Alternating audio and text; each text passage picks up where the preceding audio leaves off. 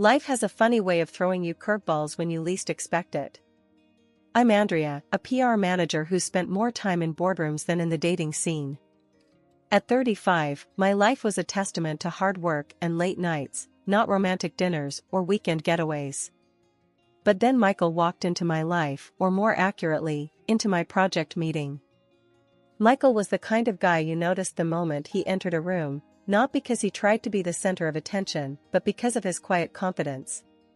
He was representing our new client, and from our first handshake, I felt a spark that was hard to ignore. We spent weeks working closely, and I found myself looking forward to our meetings more for the chance to chat with him than the actual work. It was crazy. Here I was, a woman who prided herself on her independence, getting butterflies over a business partner. One evening, as we were wrapping up, I made a spur-of-the-moment decision.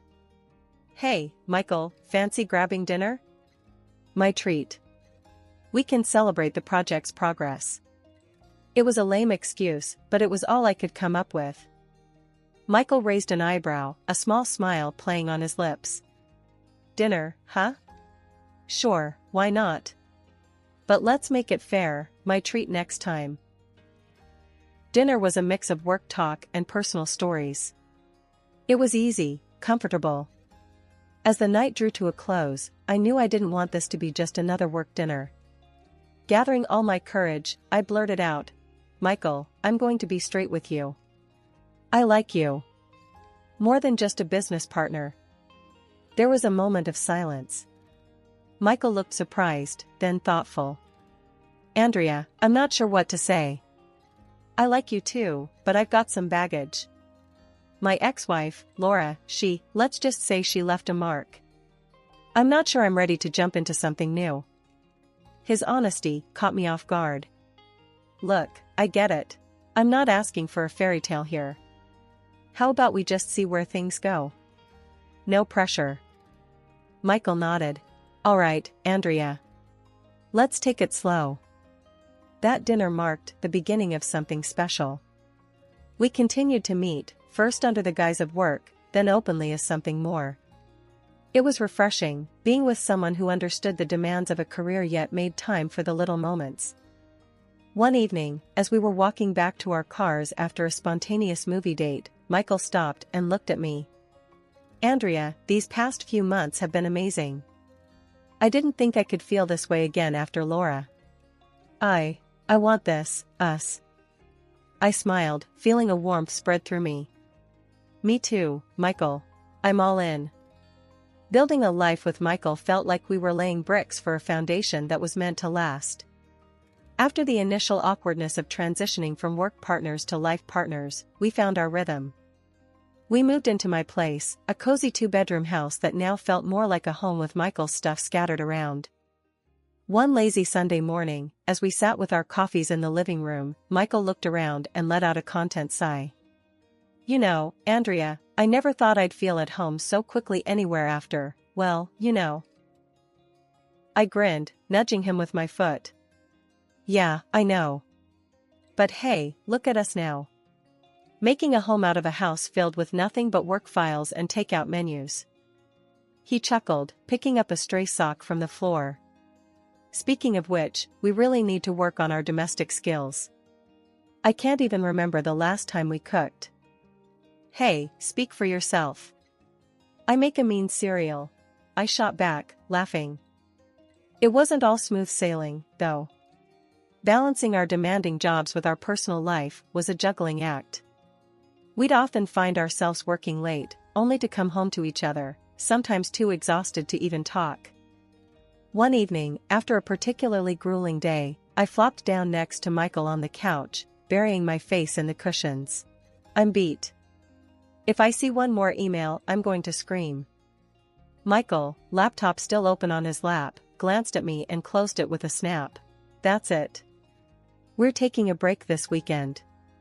No work, no emails. Just you, me, and maybe a little adventure." I lifted my head, intrigued. "An adventure, huh? What did you have in mind?" He wiggled his eyebrows. "How about a road trip? Just hit the road and see where we end up." The idea of just driving off with no particular destination sounded perfect. I'm in. But let's make one rule, no talking about work. Deal?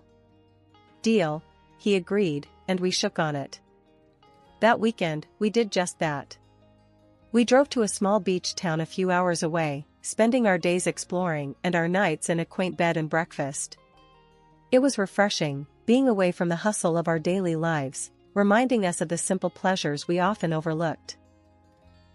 Back home, as we settled into our routine again, it was clear that the little getaway had recharged us. Our conversations shifted from deadlines and meetings to plans for the future, our future. One evening, as we were cleaning up after a rare attempt at cooking dinner together, Michael turned to me, a serious look on his face. Andrea, I've been thinking. We've been doing great, you know, building a life together. I want to make it official. I froze, a soapy dish in hand. Official? You mean, like? Yeah, like marriage. I want you to be my wife, Andrea. I know it's sudden, but I've never been sure about anything. The dish almost slipped from my hands. Michael, are you serious? As a heart attack, he said, his eyes locking with mine.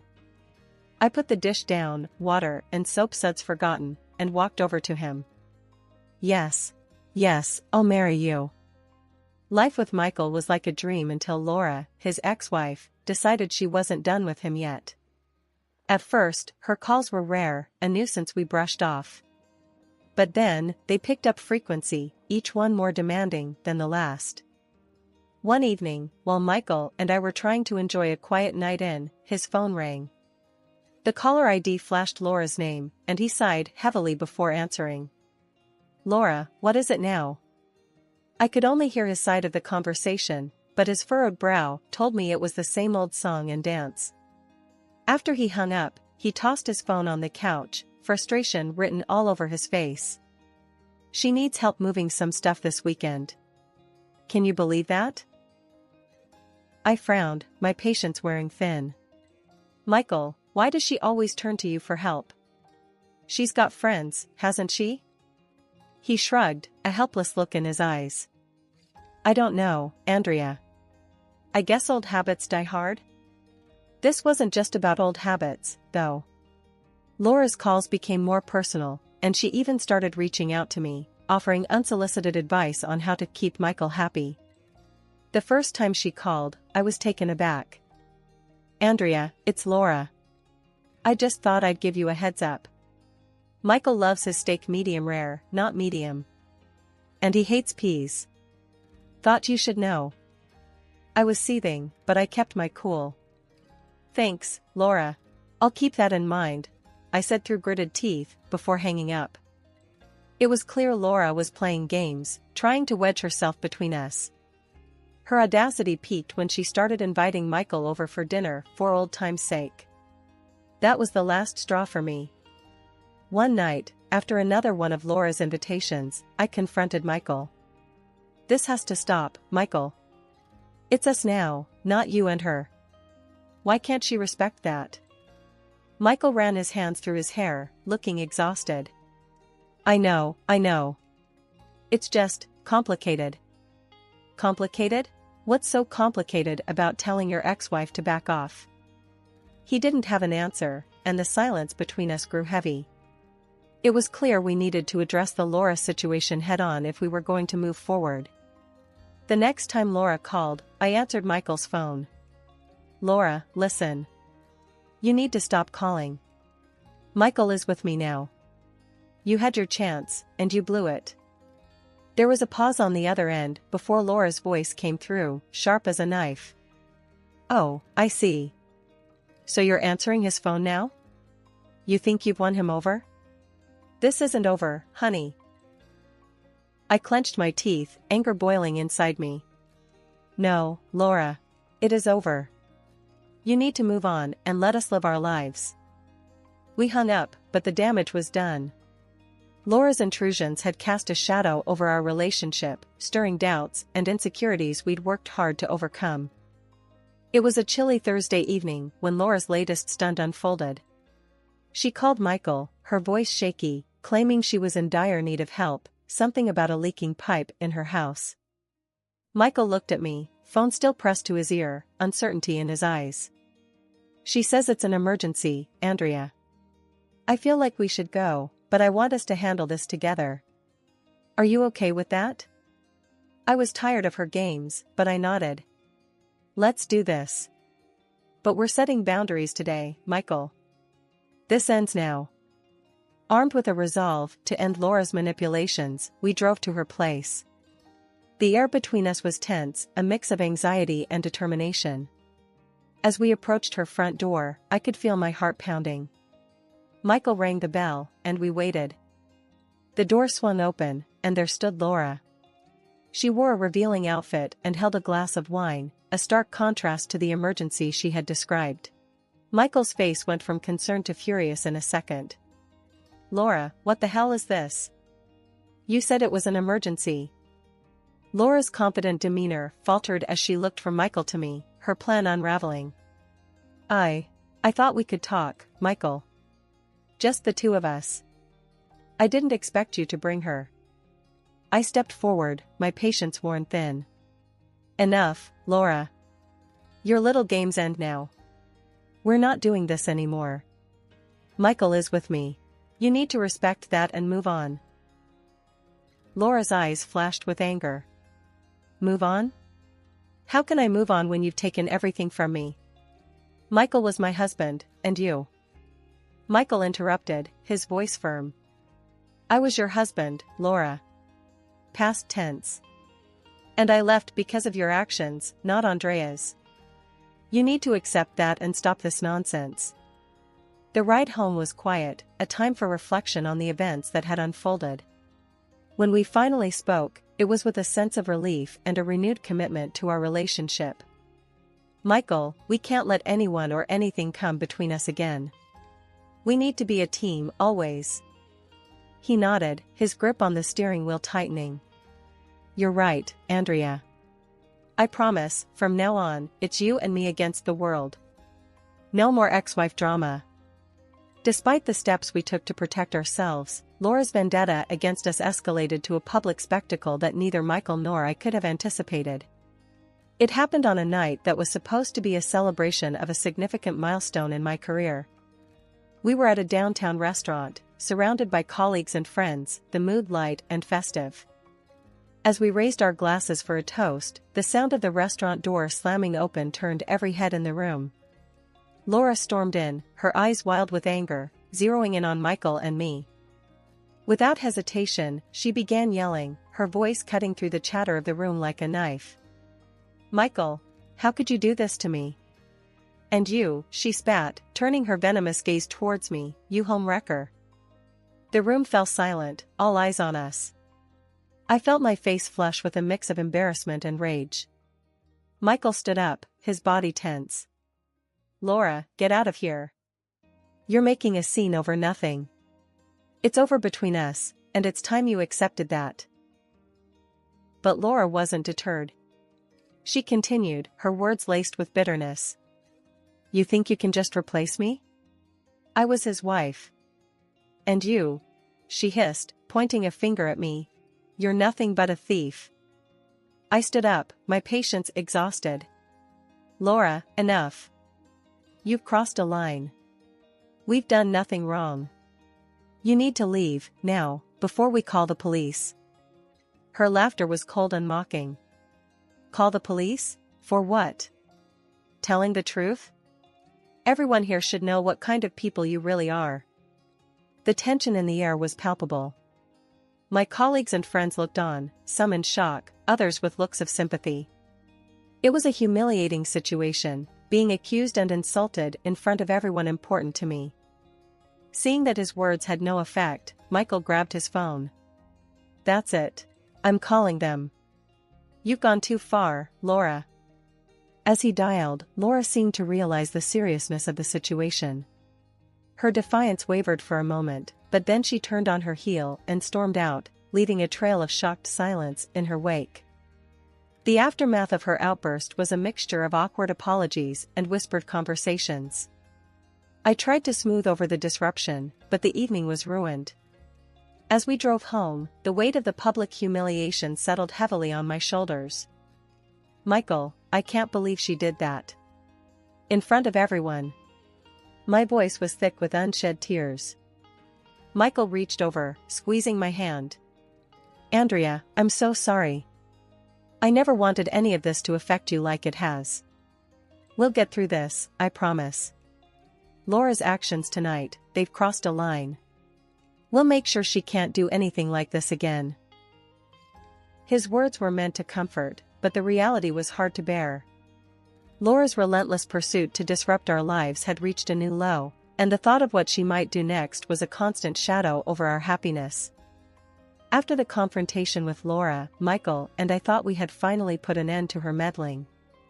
Life returned to a semblance of normalcy, and for a brief moment, we allowed ourselves to believe that the drama was behind us. However, Laura wasn't done yet, and the next phase of her vendetta against us was about to unfold in a way we never anticipated.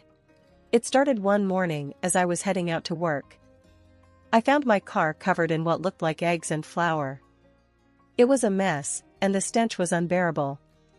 Furious, I stormed back inside to grab Michael. "Michael, you won't believe this. Come look at what's been done to my car," I shouted, my voice shaking with rage. He followed me outside, and the look on his face when he saw the car mirrored my own anger. "What the? Who would do this?" "We both know who's behind this," I said, barely containing my fury. "It's Laura. She's escalating things because we stood up to her." Michael ran his hands through his hair, frustration etched on his face. "This is getting out of hand, Andrea. I'm going to call her right now and put an end to this."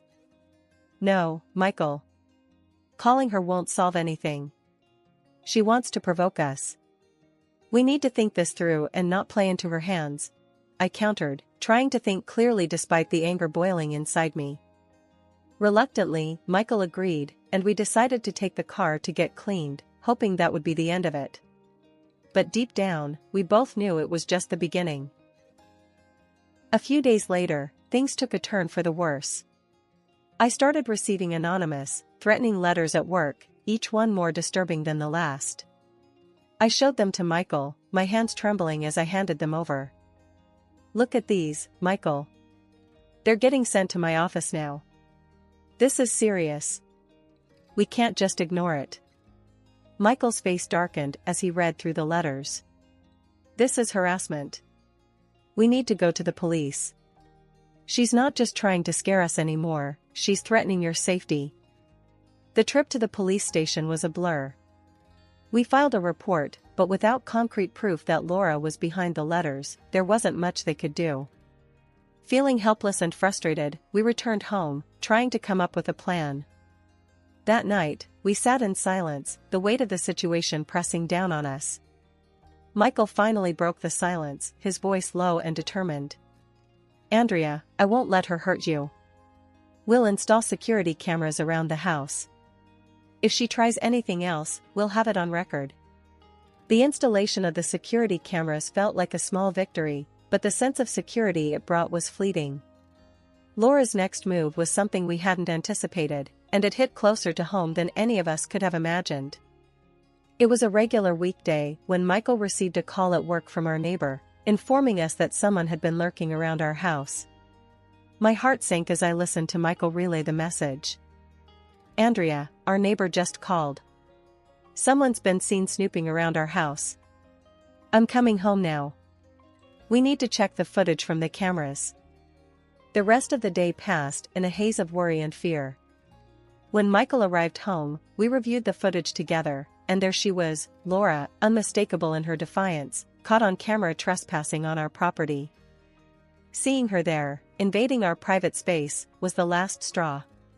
"That's it, Michael. We have proof now. We're taking this to the police, and we're pressing charges." Michael nodded, his jaw set in determination. "You're right. It ends now. She's gone too far." Our trip back to the police station, this time armed with evidence, marked the turning point in our battle against Laura. We were no longer just defending ourselves, we were taking the fight to her, ready to do whatever it took to reclaim our peace and security. After months of chaos, it all came crashing down for Laura. The day we learned about her gambling debts and her twisted plan to drag us into her mess was the day the tables turned. Michael and I were at the police station, a place that had become all too familiar, when the detective called us into his office. "Sit down, folks. We've got some news about Laura," he began, shuffling papers on his desk. "Turns out, she's knee-deep in debt. Banks are on her tail, and she's been hitting the casinos hard." Michael's expression hardened. "So, what? She thought she could shake us down to cover her losses?" "Looks like it," the detective replied. "She admitted to wanting to get back at you, Michael. Plan A was to win you back. When that tanked, she switched gears to Plan B, make your life hell, hoping you'd pay up to make it stop." I felt a mix of anger and disbelief. "And she thought this would work? That we'd just hand over cash to get rid of her?" The detective leaned back in his chair. "Desperation makes people do crazy things. But we've got her confession, and we're pressing charges. Harassment, threats, attempted blackmail. She's looking at a hefty fine, at the very least." The court day was something out of a movie. Laura, looking defeated, her lawyer whispering last-minute advice. Michael and I, standing firm, ready to see this through. When it was our turn to speak, Michael laid it all out, the stress, the fear, the constant looking over our shoulders. She tried to tear us apart, to use our past against us. But we're not her ATM. We're not fixing her mess. The judge nodded, scribbling notes. When Laura tried to play the sympathy card, the judge wasn't having it. "You exploited personal relationships for financial gain, Miss Stewart. Your actions have consequences." In the end, the gavel came down hard. After reviewing the evidence and hearing both sides, it's clear that Ms. Stewart has engaged in a pattern of harassment against Mr. and Mrs. Johnson. Such behavior cannot be tolerated. Laura's face paled as the judge continued. "Ms. Stewart, you are hereby ordered to cease all contact with Mr. and Mrs. Johnson. Any violation of this order will result in immediate arrest. Furthermore, you are to pay restitution for the damages caused, including the emotional distress inflicted." As the judge pronounced the verdict, a wave of relief washed over me. Michael squeezed my hand, a silent acknowledgement of our hard-fought victory. With the legal battles behind us and Laura no longer a shadow over our lives, Michael and I could finally breathe easy. Our home, once a battleground of stress and tension, was now filled with laughter and plans for the future. One evening, as we were curled up on the sofa with some old movie playing in the background, Michael turned to me, a soft smile on his lips. "You know, Andrea, I've been thinking a lot about us lately. About everything we've been through." I nestled closer, intrigued. "Oh yeah? And what have you concluded from all that thinking?" He chuckled, his arm tightening around me. "That we're pretty damn unstoppable together. We've weathered a storm that would have sunk most ships. Makes me think we can handle just about anything life throws at us." I couldn't help but smile at his analogy. I like the sound of that. "So, Captain, where do we sail next on this unstoppable journey of ours?" Michael's gaze turned thoughtful, his eyes locking with mine. "Well, First Mate Andrea, I was thinking, maybe it's time we expand the crew?" It took me a second to catch his drift, but when I did, my heart skipped a beat. "Are you saying what I think you're saying?" "If you think I'm saying we should start trying for a baby, then yes, you're spot on," he said, his voice filled with a mix of excitement and a hint of nervousness. The idea of starting a family had crossed my mind more than once, especially in the quiet moments when I'd daydream about our future. "Michael, that's the best idea you've ever had. I'm all in." As the weeks turned into months, our excitement only grew. We started preparing in earnest, turning one of the spare rooms into a nursery, reading every parenting book we could get our hands on, and imagining our lives with a little one in tow. One day, as I was painting a mural on the nursery wall, Michael came in, a mock stern look on his face. I leave you alone for 1 hour, and you turn into Picasso. Should I be worried? I stepped back, admiring my handiwork. Only if you don't like elephants. But seriously, Michael, can you believe this? We're really doing this. He wrapped his arms around me from behind, resting his chin on my shoulder. I can. It feels right, Andrea. Like this is exactly where we're supposed to be. And it did. Despite the roller coaster of emotions, the fears, and the excitement, it felt like we were right on track. Our journey had been anything but ordinary, but then again, we were anything but an ordinary couple.